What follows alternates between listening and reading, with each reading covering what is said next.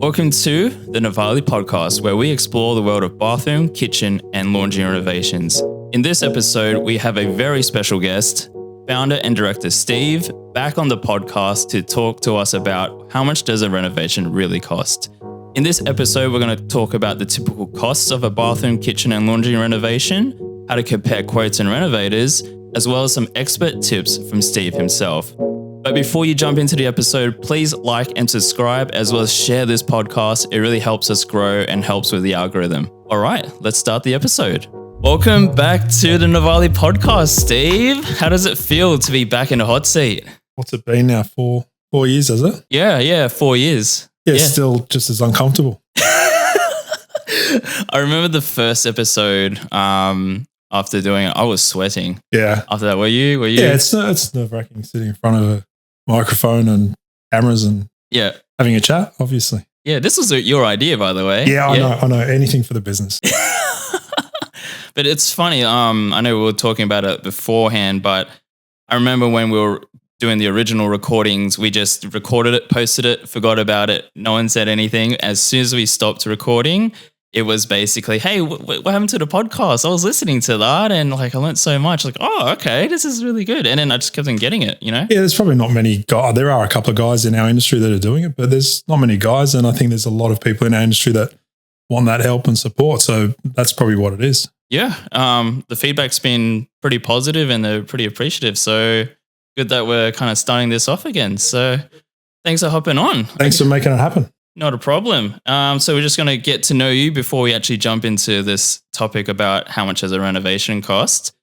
So I know that you mentioned about your story in the previous episodes, like episode 1 and episode 10, but for the new listeners out there, do you mind just giving themselves a background, some info about your background and your role in Novalé? Yeah, so I started tiling with my father when I was just over 15, I think, left in year 10. Got my certificate and then started working as an apprentice with my dad, finished that, kept tiling for a fair few years after that. Started working for myself since I was 18. Started a business about 22 years ago for tiling, and we've been doing tiling, or we started tiling 22 years ago, did that for a number of years, and then started bathroom renovations. Yeah, still loving it more than ever, hey? Yeah, I do enjoy the industry. It's very challenging, which is good because I don't think a lot of people are up for it. And yeah, it's if we can get through it and really build a solid business here and make it happen, yeah, for sure. Yeah, and this year has been such a big year for us. There's a lot of projects that we've mentioned in the previous episode, Marina, but one that I know that you're really stoked about is the project search function on our website. So if you've listened to episode 1, I'm just going to quickly, the previous episode, episode 11. If you go on our projects page, you can actually filter through our projects now by the mood, also by just depending on what characteristics that project may have, what kind of shower, for example, what kind of, whether it's tiled to ceiling and stuff like that. So in your own words, Steve, why do you like this tool so much? Look, I think it's changed a bit actually because, a few years ago, I don't think the customers probably had a good idea on all the little different aspects of even just a freestanding bath, back to corner bath, back to wall bath, all these different type of products that we can install, semi-frameless versus frameless. And I used to go back and refer to our project management software tool, and I had my own little catalog sample in there. So this way I can actually use the search function and the website while we're conducting a consult. So, and then the customers have got this visual image, and it is just, what do they say? A picture and it tells 1,000 words. So that's all it is. And they can go, bang, I want that. It's clear on what they want. They know the difference. There's a cost difference in certain things, so they can just pick it then and there. It's just speeding up the process. I like efficiency. So whatever makes it quicker and easier and more transparent, and that's what that little component in the website has done. Yeah. I think I don't think people know that we have almost more than 200 projects on our website. So to be able to filter through by all those different kind of characteristics of what they want, it really does help. Well, especially for me and Crystal. Yeah. So yeah, that's great. I think you just mentioned something quite interesting about a project management tool. Can you kind of go elaborate on that a bit more? So we use, as soon as we've got a customer into our pipeline, they get onboarded into our project management software. We use Buildertrend. It's a US product. It's a pretty large product, and I think a lot of builders use it. We couldn't run this business without it. So the customer gets onboarded into Buildertrend, but we don't necessarily use Buildertrend for pre-construction. Not pre-construction, for sales. So we're using our own sort of platform and our own estimating items and things like that. So the software that we use for construction is it's Buildertrend, which gives full transparency and visibility for the client. Yeah, or I guess see so many reviews on Google of our customers just loving this app and making it so easy, stress-free. Some of them even, wishing they went on a holiday whilst we renovated because just to give some background info on this app, it allows basically the customer to see everything, how the project is going and progressing, the schedules there, everything's on it, all the documents that you need to know and just the progress. So we're starting to see more. So pre-COVID, we had a fair few customers that would leave, go on holidays. They could see everything. They'd come back. It'd be done.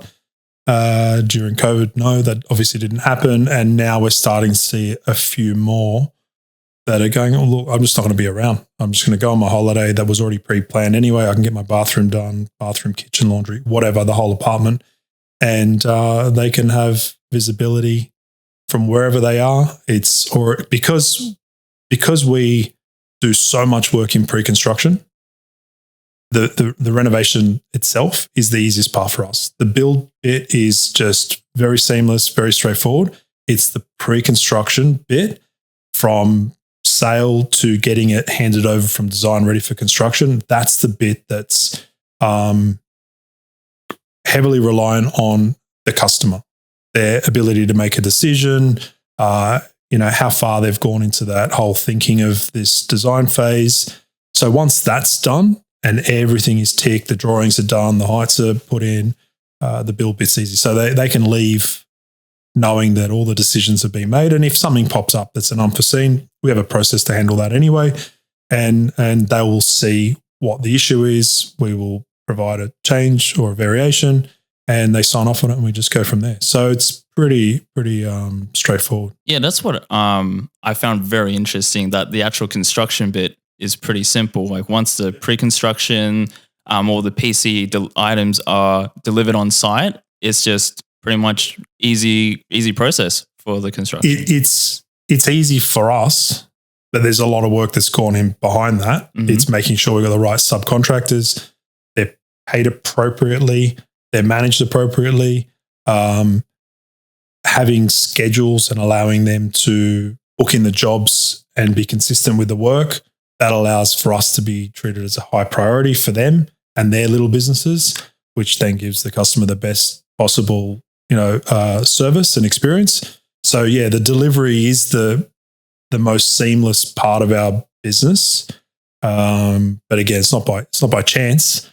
But yeah, the thing is we have control. That's why it's so seamless. And the front end, we can't really control a customer's, the crazy things they have in their head, and they've got 55 different tiles they're looking at. Our job's to actually streamline that. Or the design team does that. They try and cut away all that noise and make it as easy as possible for them.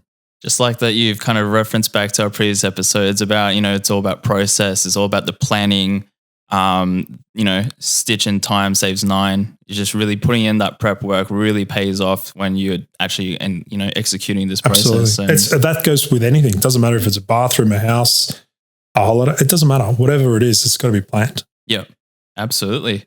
I guess we learned a lot about you, Steve. And, if they got any more kind of questions, just listen to the previous episodes and you'll find out a lot about what we've kind of discussed and touched upon. So jumping into the main topic now, which is cost. One thing I know that there is, especially after, being in Novalé for about a year now, is that cost is everyone's got a different opinion, everyone's got different conceptions, and I know there's a lot of myths and misconceptions about cost. So the first question is, why is it, in your opinion, why do you think there's such a big misconception and, everyone's got different opinions about cost? Look, I think people haven't realized it's 2025 as well, and they might be living in the past because the last time they did a renovation was in 1995 and they had a bathroom done back then for $12,000, and the last time they did it was that. So it's based on, some people who have had recent renovations, they're well aware of costs and the up-to-date pricing from trades and management, etc. I think it's all different because everyone's got different experiences. Yeah, absolutely. For me, I find that people have a number in their head, and then they kind of anchor themselves to that number, even though they don't know how that number really came from. And that's kind of where I find that they, for example, they think it's just $20,000, give or take, and then they kind of go up and down from there. But I'll never forget this lady in Balmain. This was probably about 12 years ago. She wanted to do the bathroom for $5,000. And she ended up spending $35,000. She just thought it was $5,000 for some reason. She didn't know. She never had anyone explain to her the process and how many people are involved in the cost.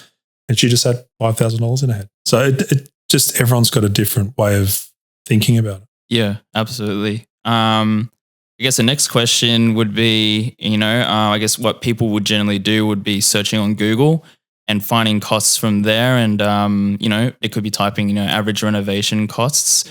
Would you say this is a good ballpark to start with, or the right direction? I don't know. You get so much online. You've got different type of forums telling you different type of things. The problem is everyone's focusing on cost, and we're talking about cost. No one's talking about value and what you're getting for that cost. So you can do a bathroom for a lot less, but who's doing it? How are they doing it? How long is it taking? Is it a friend doing it? It's really hard. So, look, we've got our estimate online to give people an upfront, pretty transparent estimate. So, but I haven't really seen many calculators out there that can tell a customer or potential customer, I guess, what a bathroom would cost and how long it would take and all those things. But just from a cost perspective, there's just too many different people with too many different opinions. At the end of the day, to get to the end result, you've got to know exactly what you want to put in that bathroom. So you're talking about costs. It's like, have you defined the scope? Right. So what are we talking about? Yeah, absolutely. So it's like saying a car. What's a car cost? Exactly. Well, what does a car cost? As much as it costs, really. Costs you whatever you want it to cost. What's in the car? Yeah, exactly. You can get the same brand and model car with all the different features, the different prices. So people are talking about costs. Till you can define a scope, how can you then price a job? Yeah, exactly. That's a great analogy of how to describe this kind of conception in the industry. So you touched upon a really interesting subject about the estimation tool. I know we mentioned it in the previous episode, but I guess you're the best person to explain what it is and how it works. Do you reckon you could just give us a quick rundown of this estimation tool? Yeah. So what we've done is we've created a very easy, quick, simple way to get an understanding of what a bathroom is going to cost. That is driven by a few key factors. Size of the room. So if you can work out the size of your room, the other input is what is actually going in the room. So is it a shower, vanity toilet? Is it a shower, bath, vanity toilet? Is it a double basin? Is it a main bathroom and a WC that's connected with two toilets, double shower, double vanity? All of those components will add to the price and help make informed decisions on what you want to proceed with. Based on that, there is a line item, and what we've built so far is probably a minimum viable product. It will be updated and probably made a little bit more clearer, but there is a line there where it's defining the scope, and it's basically four different components. It's basic, you've got mid-range. Sorry, you've got basic, standard, high, and major. So the very first one is basically if you looked at your bathroom and if you had a skirting tile, like so you've just got skirting tile and your shower was tiled, that'd be very basic. Standard to us is tiling halfway or about that halfway mark, maybe even up to that 2 meter, 2.1 shower height. And then you've got a high scope. For us, that high scope is tile to the ceiling. With that, there's still other bits. So our high scope would have like a recess, frameless screens, things like that. And then major to us is, are you moving things around? Is there structural elements, layout changes and things like that? Depending on which category you pick there, that will help determine the labor cost. And then there's the next line there is a range for PC items. So based on that, you've got 4 different categories there. So depending on what either your budget is or what you're hoping to spend, you would just pick one of them and it would give you a bit of an idea or a range on the PC items. Because basically how it works is there's two components to a renovation. Well, bathrooms are easy probably to explain. So with a bathroom, you've got a labor component and you've got the items that need to be bought. Those items can be bought however. The owner can buy it, the renovator can buy it, but the labor component is fixed.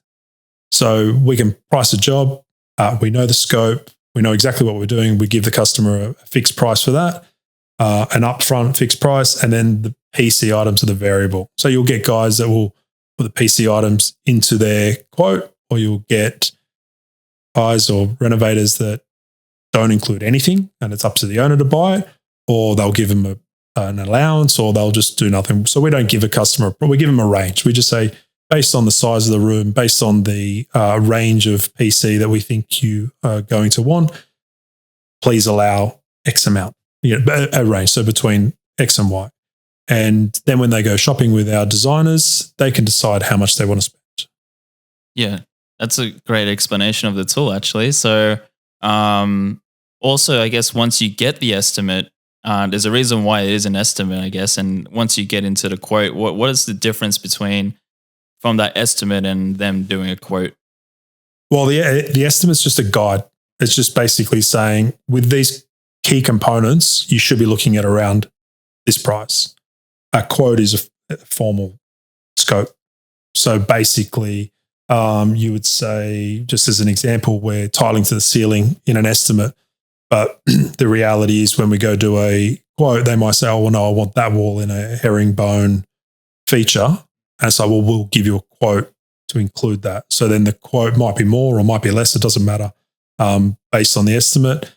And that would be a defined scope. Mm.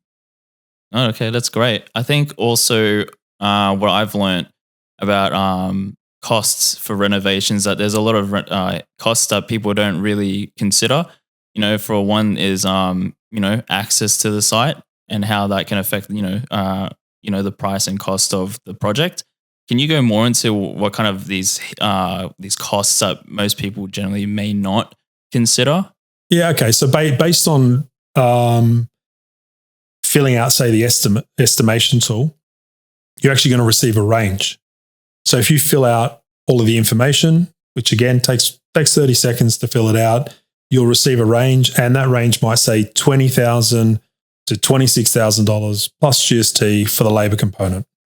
Now, and I just had this conversation about half an hour ago. So, well, why am I going to be on the higher end of the range? It's like, because you're a full brick unit in a strata block with no parking and no access. So if you look at the range and what people don't consider is you've got a bathroom, right? That one bathroom in a house, that's a stud wall, so timber frame. Park my car straight in the driveway, can put a skip bin right at the front door, ground floor, it's going to be right on the lower end of that range. But if you take that same bathroom and you put it doesn't actually really matter what suburb, but if you put it in a high-rise apartment that's full brick and I cannot park my car anywhere, let's say it's in the city in, Surrey Hills or somewhere around there where you can't park your car, how do I get rid of the rubbish? I'm going to get rid of the rubbish by maybe a trailer, probably not. I got to get rid of it by car. So the time it takes to get rid of it, I guess the rubbish cost, so the waste cost, all of those components are going to have this strata. So you got to protect from the outside of the door down to where you got to go. You're not walking straight into a door in a house. All of those components just add time. Time is cost. It's all going to be managed. So if you can imagine now you're in a strata building, you've got neighbors to manage, you've got strata to deal with, you've got all these components. So there is a cost to that.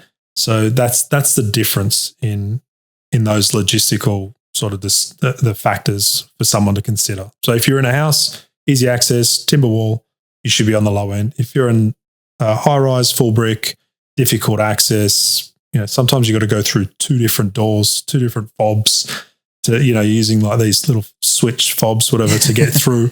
It just takes time. Yeah. It's just basically more time, more effort, more cost, so more money. So yeah, and that makes sense. It's logical. So yeah, thanks for mentioning that, Steve. I think what's also really interesting learning about the cost of renovations is the amount of trades that are generally involved in a bathroom renovation. Would you be able to kind of list the main ones?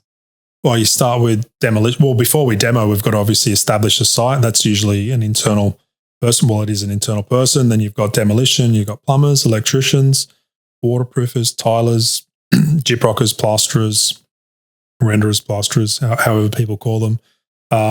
You've got glaziers, painters, carpenters. Then sometimes you've got joiners and stonemasons. There's a whole heap of people in the mix of that. Yeah, definitely. Just depending on the scope of works and the type of project, you may need, more or less of these trades. So that was really eye-opening for me, just understanding how many trades and different disciplines you need to get just a bathroom renovation done. And I find that a lot of people get surprised of what's involved. So thanks for raising that. I guess because we are now renovating kitchens, yes. Are there any kind of differences in trades or differences in types of the work required from that? And does that kind of translate into a difference in cost? I think for us, look, we don't have our own joinery factory. Like most kitchen people don't have their own joinery factory or they don't have a stone factory. You have a joiner and you have a stonemason. So for us, probably the biggest difference with bathrooms, we have absolute full control based on our ability to the relationship we have with suppliers, etc. We are able to get all those items. We understand the lead times, and then when we book in a start date, we have control of that. With joiners and stonemasons, there's still that extra process. You've got to fit into their timelines and selections of stone and slabs, and then the manufacturing. That takes just a little bit longer. We can still control it. That's not the issue. It's just that you've now got multiple people that are still part of the build, where with a bathroom, the supply part isn't part of the build. They're just part of the procurement stage. Once it's the site, we've got full control, where we still have joiners and stonemasons part of the build part of a kitchen. Yeah. So that's probably the only real difference. Yeah. I guess maybe not the best answer, but it's all good. Thanks for answering that. I think what's also really interesting is what are the major cost elements of a bathroom and a kitchen? Would you be able to let the listeners out there know what are generally the big ticket items in a bathroom and a kitchen that kind of contribute to that cost? Well, I think you've got, like we were talking about before, the logistics already. Mm-hmm. So if it's a full brick apartment, you've got those costs, which you can't do much to control. They are what they are. I think one of the biggest drivers for us at the moment is tiling. So if you've got quite a large room and you're tiling up to the ceiling, that's quite an expensive. That's probably the biggest component to the cost in a bathroom. Now, if you are already tiled, so you've got 2 different ways of looking at it. So let's say your bathroom's currently tiled to the ceiling and you want to tile back to the ceiling, it's going to be still a lot of money. But if you currently tile to halfway and then you want to tile to the ceiling, then it's actually a lot more money, because there's all this other additional work that you have to remove all the architraves, all the corners, everything has to be removed and replaced, ready to tile. Where it's already tiled to the ceiling, you have to do that work anyway. So you're not making much of a saving. So what we're suggesting and what we've got on our website and the search function, you could look up shower midway and you can see a whole heap of beautiful bathrooms that have been designed by us that are tiled to halfway and they look really, really good. They're amazing bathrooms. You don't have to tile to the ceiling. There's this misconception, like, I don't know, maybe it's 10 years ago where it's, you just tile to the ceiling, it's just finish it off. I think nowadays, tiling to the ceiling, and I'm not a designer, but tiling to the ceiling can sometimes feel like it's actually overwhelming and it's industrial and commercial, whatever. Now it's not like it was 20 years ago where you had 3 different wall tiles. You've got 3,000 different wall tiles, if more. So you can, based on the selections, if you can select something and keep your tile height a little bit lower, if it's already there, and your shower height is whatever it is, it's at 2.1, that's probably the biggest decision to keep your costs down. And then there's obviously, do you need 2 basins? You can have one basin. People are going back again to single basins what I can see here is to do 2 basins. And that 2 basins, people don't realize it's a basin, it's a tapware, it's plumbing, it's all this extra costs for a basin that's probably doesn't ever get used while someone else is there. Yeah. Even the type of tile that you use can... well, that goes with the whole tiling component. Yeah, so if it's non-standard size, non-standard pattern, that just lifts the price up substantially. Yeah, because of the extra work and time the tiler has to do. The labor, yeah, the extra labor component, basically. All right. I guess in terms of cost, yeah. So I guess the next stage when people are kind of estimating costs and stuff is basically budgeting. So when people need to, once they got the cost, is it better to get the costs beforehand and then budget, or is it better to kind of just start getting, your budget together and then finding the costs? It's going to be either or, I think, for people. Some people are just going to have a number that they can afford to spend and they're going to start with that, which is fine. Yeah. So we do ask that. We do ask that question. Years ago, I didn't like asking that question because I felt like people would think that, whatever I tell you it's going to be, or I'm not sure if my price is right. But the only way we can actually help you is if you are open, if you say, I can't spend more than X, I can't spend more than this amount of money. It's like, well, we can guide you to try to help you get what you want. So you can start there, or you can say, I just want a bathroom or a kitchen and I just want what I want. And that's how you start. And then we just give you an estimate based on that. So you can do it however you want.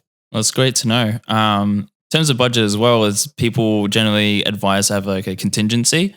Do you have any advice on how much of a contingency to have, or is there a way to really know? Or look, I actually got asked this question the other day. I don't get asked that question much at all. I've probably been asked that a couple of times, but I did have a lady ask me, how much do I put down as it, because she has a budget and she really doesn't want to go past that.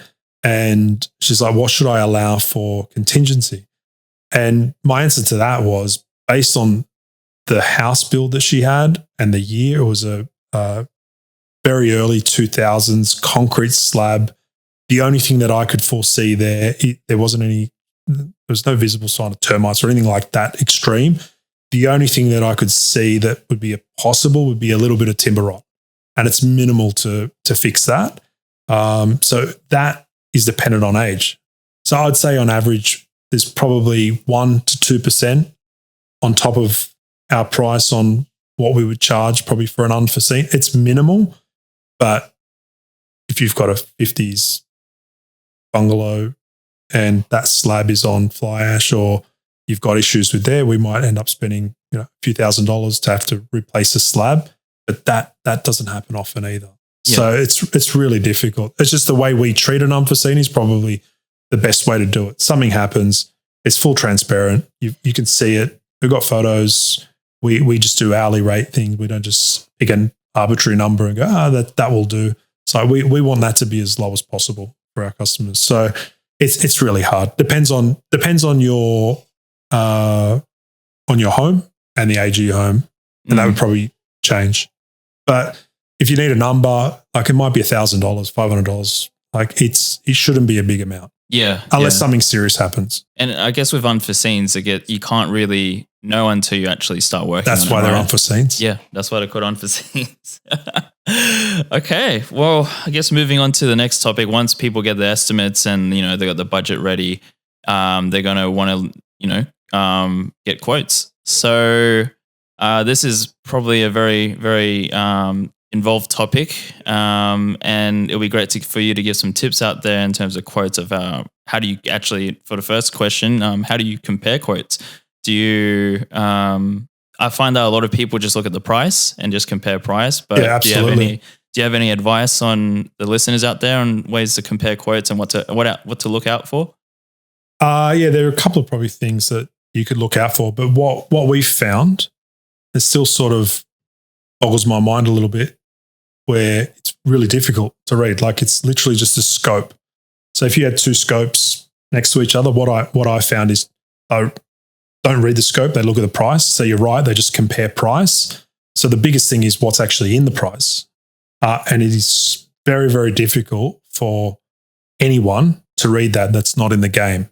Like we work for some seriously smart people, like engineers, doctors, like academics, and they still will struggle to read the scope because it's not what they do. They don't live in that world of, building or construction.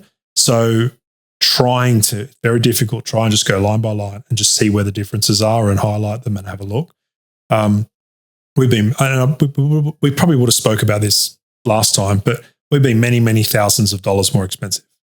And then when we've been able to compare and you look at all the things that are not included, very similar in price, if not cheaper. But we're just really, really upfront with the pricing. So we include everything that we need. So from a customer's perspective, it's really difficult. It's probably, I don't know, there's a couple of things that I see because we get asked by customers who want to go ahead with us, like, can you compare quotes? We've seen hundreds of quotes from competitors and we've tried to dissect it because it's not simple and easy to read. And, these renovators are not using the same software or the same platform. So they're all different. Some are just written down, some are Excel, they're from different places. So what I've found on a couple of them, like a couple of examples, it's like tile up to cornice, right? So that's one where that means that cornice isn't getting removed and it's not getting installed on top of the tile, which means it's just staying there, right? Another one that I've seen as a tiler I'm aware of, and not many people are aware of, but I see where the customer will have a decision to make between grey grout or off-white grout. Now, most people won't know this, but that's because they're just using sand cement mix for the grout. They're not using an actual grout. If they're using a sand cement mix for the grout, it means they're thick bedding the tiles into the screed. So how the tiling process works for laying a floor is back in the day when we were laying ceramic tiles, you would level the floor, you would dust the sand and cement bed with cement, some concrete, some water, and you'd bed the tiles down. And you'd grout it. You'd make the screed a bit stronger. You would grout the tiles and you'd tile the floor the same time in a day. How we do it now is we screed the floor, we tile the floor, and then we grout the floor. So it's a 3-day process. So they're doing it in a day. So, and then they're using just sand cement. So that's just one example of trying to compare. How can you compare cost? Obviously, it's going to be cheaper to do that, but the customer doesn't know what they're getting. They think they're getting a tiling job to current standards, where that's not to current standards. And we've got a 3-day process, and all we're doing is comparing price, not the actual work that's happening. Yeah. So that's one that I've noticed. Another one that I usually will say to a client is caulking or siliconing the internal corners. So you have to silicone internal corners, where you got probably 3 options. You can use a really, really good product that's going to silicone and caulk all the corners, which, let's say we use Ardex, anti-mold, antifungal. It's probably retail $25 a tube of silicone. So it's expensive. You can probably go get a really cheap tube of silicone, I don't know, $5, $10, or you can not silicone at all and you just grout it in. And the customer knows no different. The customer's just thinking that they're getting a bathroom that's compliant. So, well, you're not paying for one because you're not getting it, or you're paying for something and you don't know what quality you're getting. So again, we go back to price versus value. It's super difficult for customers to figure that out. Yeah. Very hard. Is there anything they can do? Are there any questions they could really ask? Or is it really about you got to be in this industry and kind of know? Oh, we've created that checklist, right? We've got it in our essentials guide. Yeah, and a reno guide. So, yep. Yeah, so we've created that. I don't know. Is that on our website? It's in the reno guide. It's if you download it. So download the reno guide. So, yeah. So that's the closest thing that I would just go through that list and ask those questions. Yeah. I'll just quickly explain to the listeners what this quote comparison checklist is. So this is a checklist that's been in the reno guide for a while, but it basically allows you to compare. Help you compare quotes looking at specific, characteristics that renovators should have. And we use Novalé as a basically a comparison base point. So everything we have on that checklist we have, and then that's what you can use as a yardstick to measure against other people. And it really just helps people out there understand what should be in a quote and what they should be having there in a bathroom. Especially one very important thing is HBCF Insurance, which Steve can explain after this. But yeah, if you're wondering what having a look at this comparison checklist, just download the Reno guide. It's on our website. Scroll down, just put in your email, and then the guide will take care of everything else. So yeah, I guess the next question, Steve, is a very important component, especially if a project is valued over $20,000, is this thing called HBCF Insurance. Can you just explain to listeners what this is and why this is important? Yep. So any job over $20,000 for the labor or the construction part of a build requires to have home warranty insurance. So it's through the Home Building Compensation Insurance Fund. That the builder/renovator, they need to take that insurance out on the customer's behalf. So that's probably another one. It's on the checklist, I think, to be mindful of when you're getting quotes that are just under $20,000, because that's probably a sign that that company doesn't have the ability to take that insurance out. That's there to protect the customer for major issues if the renovator builder either goes broke, passes away, or things like that. It's not warranty. It's not if my tap's leaking, I go to this insurance fund and ask them to fix it. It's not about that. It's just if there's a major defect or major issue and the renovator builder is no longer in the position to fix it, then you would go to this fund and make a claim. Okay. And can you explain kind of like how it works, in terms of how does it get activated? Is there a payment involved to kind of get it?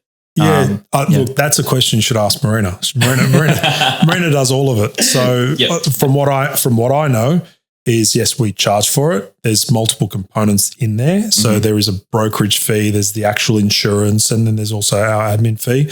But for a typical bathroom, I think it's $550. Yeah. And it's just mandatory. We have to do that. Yep. So $550 for a bathroom for any construction job over 20 grand. Yeah. I think you've touched upon this subject before, but when you're comparing quotes, a lot of people will just choose the cheaper quote and go with that. Can you just let the people know out there what are the potential risks of just going for the cheapest quote? So I don't know how I look at it, and it's like we've spoke about scope. All right. So there's probably 4 key components. One of them being the labor. So the labor cost of the trade, that's one. That needs to be at a certain amount to pay a licensed trade who's of decent quality or high quality or whatever you want to say. So you've got that component. Then you've got the materials component. So I mentioned it before about silicon. You can buy a $25 tube of silicon or you can buy a $10 tube of silicon. that's where the cost is going to vary. And then the other one is the management part of it, right? So there is a component to your job of managing the job. You can have the best tradie. They still need to be managed. They still need to be directed.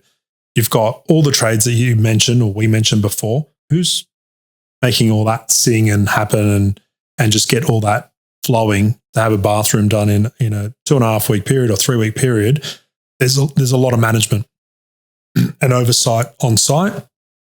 And then the fourth one is what we've already spoken about, the scope. So if you've got cheaper labor, cheaper materials, no management because the tradies are left to their own devices, and you've got things missing in your scope, you're obviously going to be cheaper. But the problem is with that, it's either going to end up more expensive than you thought or back to wherever everyone else is quoting. So the reputable companies are all very similar priced. I've seen the quotes. They've probably seen our quotes. We all get an understanding. If you have the right labor, right material, right management, and delivering the same thing, how can there be such a big discrepancy in price? It's not possible. Yeah, absolutely. And you've been in this industry for a long time now, more than 20 years, and you've probably got a few stories of heartbreak of, customers going for the cheapest quote because, innocently you just think, well, these two are the same. This one's just a different price. I'll just go with this. Will you be able to kind of enlighten us with any heartbreaking stories of clients doing this and what happened? Fair few, but yeah, I've had one that sticks to mind. We gave her a quote of $24,000. She had another quote of it was $2,000 difference. We ended up ripping the whole bathroom out before it had been finished. So this poor lady had renovated the bathroom twice, paid the cheaper rate, then paid our rate, had to buy most of the we could reuse some of the PC items like vanities and things like that we reused, but all new tiles, had to redo the whole thing. She had to wait a fair bit of time for us in that time period, when we were busy. So not only did she have to pay twice, she had to wait a long time for us, and she was willing to wait. And I could just see it like after it was almost like sickening for her to just walk into her own place, just going through that experience and having to deal with it. And it's sad, and this is why we try and harp on it. But you can only do so much. I understand it's really enticing to think that this cheap price is going to deliver you what you really want. It's just not the case. Yeah, I think I've heard stories where people have gone with the cheapest quote and something's gone wrong and people don't realize, it feels obvious, hindsight's 2020, but if something goes wrong with your bathroom and it's serious, you have to rip it all up, really. Well, no one's really going to fix it. Yeah. I actually got another one. I feel sorry for this guy because he wanted to use us bathroom and a kitchen. At that time, we weren't doing we were only doing kitchens for repeat customers. And so he went ahead with another company and they were actually more expensive.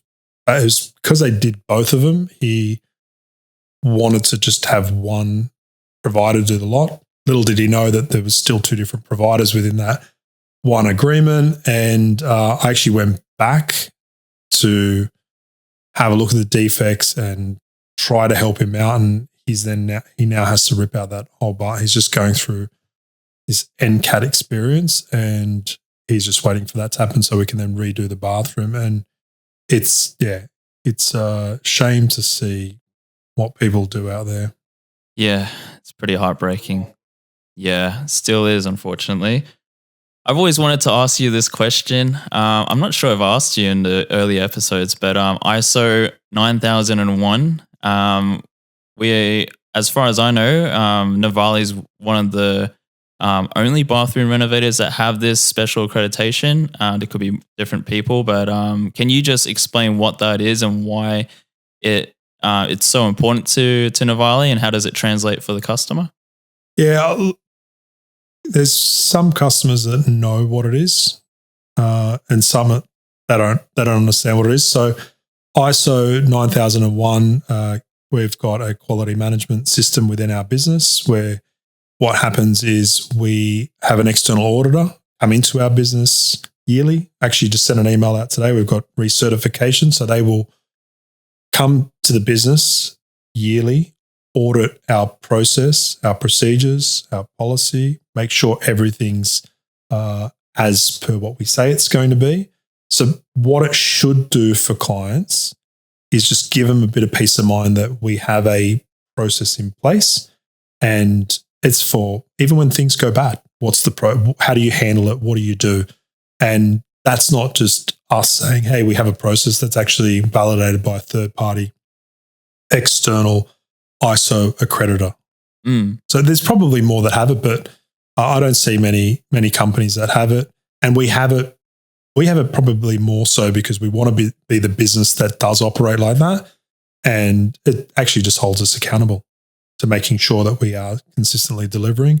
I think the other biggest thing for ISO is, for us, we're a continuous improvement business. So we're always, you know, how long have you been here for? I know you haven't been here for long, but you've been around for a long time, and you would see all of the improvements that are happening on a daily basis in the projects and the business projects. And that's what we're going to do. Anyway, with the accreditation or without it, it doesn't matter. We're still going to be that business. Yeah.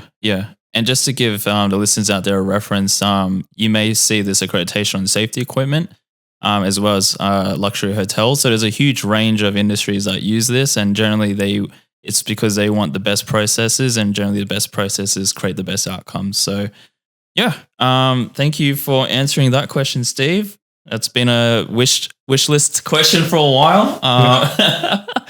I guess we can move on to, the PC items, labor and site costs. I guess basically, why do materials and finishes such as tiles, benchtops, tapware, why can they cause such a wide range in pricing? I know you touched upon this before, but in your own words, why could this cause a huge quality, where they're made? So let's say for tapware, you can obviously get import from various places that are going to be cheap. They don't have the testing and the warranty to back that product, so they can obviously sell a tap cheaper. If it's made locally and the testing that gets involved, like I've seen with Reese, we've been to their major distribution center in Melbourne and their testing facility, just to see the level of testing. If something's going to be quality, they're using better parts within the tap, obviously adds to the price. And then you've also got things like custom colors, and that's a different process on how they make it. So there's an extra cost in that. But when it comes to, say, tiles and things like that, you do have different prices from different regions. Italian tiles are different prices. The type of tile, you got marble, it's obviously different to porcelain or ceramic, even porcelain, which should be more than ceramic. Vanities, you've got heaps of different varieties and finishes, and you've got your standard laminates, and then you've got your timber veneers and your stone tops versus your acrylic tops. There's just a big range to accommodate, I guess, a whole heap of different budgets and reasons to why you're renovating. And preferences, good reason why you should hire an interior designer to help you out. Yeah, absolutely. I always talk about that and refer back to that, because there's so many decisions that need to be made in pre-construction, and there are definitely taps and tiles that look similar, but they're definitely not the same quality. So we can actually just guide them to where they want to be in their either their spend or the quality they want. Yeah. And, the interior designers at Novalé, they do a lot of projects every year. One would say maybe around 200 bathrooms, kitchens, and laundries a year. So they have a lot of experience in knowing what items are good, which suppliers are reputable, and, they can see quality and value in each of these PC items. So just another reason to hire an interior designer. Yeah, for sure. Yeah, I guess we can move on into more of the fun questions now. One last question. For people that want to save money on their renovation, do you have any tips of what they can do in terms of like cost saving measures, in terms of the scope, maybe the concept, maybe, I know you do mention like for like, or, Yeah, like renovation. So Yeah. selling things like that. That's one of them. You can just keep everything where it is, as in layout wise. That's going to keep your costs down. The only component that you got painting, you can definitely paint yourself. And we do have a few clients that like to demolish themselves. That's probably one area they can, but then you've got a risk in that too. Like I had one the other day, and I had to say to him, look, you have to get it tested, the age of the building, making sure it's not asbestos. And then it's like, you've got all these risk factors. It's just not worth it. The other thing as well is like, is it a full brick bathroom? And then you're going to try and demolish it yourself to save a few dollars. And then you may end up actually causing more problems by piercing a lot of pipes and damaging walls, creating structural issues. So depends on how capable you are. But I'd say painting and maybe demolition. If it's a brick veneer home that's not too old and you don't have any asbestos risk, you could probably have a crack at that. Yeah. I think it's quite important to understand DIY. Yes, it may save you money, but it can also cause a lot of headaches and risks. So not for the faint of heart to do. And it's best to have someone that's experienced kind of helping you out if you're going to go that route. So I guess moving on to something more fun, just to wrap it up. What is the most ambitious or luxurious renovation feature that you've seen someone request, and was it worth it?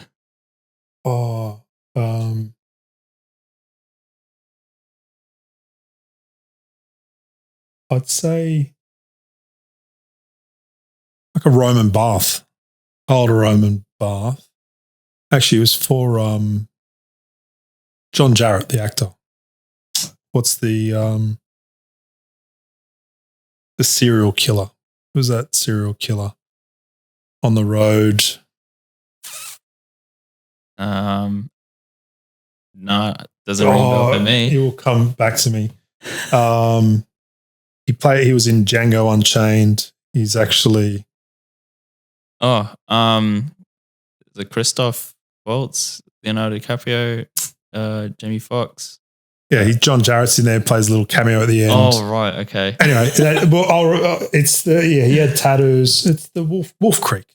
Oh, Wolf Creek. Wolf Creek. Yeah, anyway, yeah. We were doing his house, and we had to build a Roman bath, and then we bricked it up, and we had to tile it in mosaics, and we had like timber posts that were all that was probably the most luxurious thing. But other than that, a lot of it's just really high quality fixtures, nice veneer vanities and those type of things. But yeah, that Roman bath's probably the most sort of out there type of thing that we've had to do for a client really that I can recall. Yeah. Okay, last one. If you had to do your own, bathroom, kitchen, or laundry, where would you, splurge on, and where would you save on? Being a tiler by trade, probably just make sure the tiles are of good quality and laid properly. But probably more the vanity, I think. Yeah. Yeah, it's just that whole area there is where I feel that I see more people investing their money. So there's been so many jobs that I've seen where everyone's kept things quite simple, quite neutral, and then bang, they've got this really luxurious vanity and nice basin and tapware out of the wall potentially, and some nice mirror or mirrored cabinets above it. That's where I think most people are actually spending their money. I've noticed that too, and I find that the first thing I see is the vanity when I go into a bathroom, the thing that draws my eye, and the things around it, whether it's, lights, the mirrors, basins, and yeah. The only other thing I'd say is I'm seeing people start splurging on smart toilets. Usually you'll hear, I went to Japan and then they're like, then I know they're going to talk about a smart toilet. Yeah. So that's what I'm seeing a bit more of as well. And that's not a cheap, you go from a $700 toilet to a $3,500 toilet at minimum. I had one gentleman, he was going to buy 4 of them at $20,000 a pop. And I'm like, wow. Crazy. But anyway. Yeah. One way to future-proof your bathroom. Yeah. So, yeah. Yeah, so it's probably that. Yeah, those couple of things. All right. Well, thanks, Steve. Thanks for hopping on. That's the episode. So really appreciate you taking time out of your busy day and schedule to hop on and, show everyone that you're still here, still kicking it. So thank you, Steve. Is there anything else, any last words you want to mention? No, I think I'm really open to helping anyone if anyone wants any questions answered. So they can reach out to wherever you tell them to reach out to. Yep. And I'm happy to answer, get on a call to anyone who's got any questions. There's no obligation. There's nothing like that. So yeah, a lot of people have a lot of queries and I just try and guide them and go from there. Whatever they want to ask, hopefully I can help and happy to do it for anyone. Thanks, Steve. And honestly, he really does mean that. I've experienced it firsthand. So if you've got a question, feel free to send it through either, whatever podcast platform, if it's a comment. Best probably place to contact us is just calling us, just go to our website as well to find a number or even just emailing us. There's like contact forms there that you can just send it through, or if you're on Instagram, just send it on through as a message or a comment. Yeah, just plenty of places and we'll find you basically. So once again, thank you, Steve, for hopping on. And thanks, Ben. That's a wrap.